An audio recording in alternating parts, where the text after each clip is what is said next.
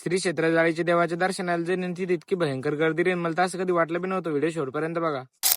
नमस्कार मित्रांनो, तर मी तुमचा लाडका ऋतिक नादरकर. आपल्या आयफोनची कवर पिवळी झाली, चला म्हणलं एकदा कवर तर टाकून घ्या आपल्या आयफोनला. आणि त्याच्यातले जे विशेष ट्रॅक्टरवाले काका आम्हाला पुढे जाऊ देऊ राहिले तेवढे त्याचे भाऊ भेटले. याले ब्लॉग मध्ये घेऊन आपण सरळ आलो डायरेक्ट मोबाईलच्या दुकानावर. भाऊन दाखवलं आपल्याला 2-3 कवर. आपल्याला त्यापैकी एक कवर पसंत पडली, कारण की आपल्याला ढवळीच कवर घेणं होती. ढवळी कवर घेऊन घेतली, मारली फोन पे पैसे.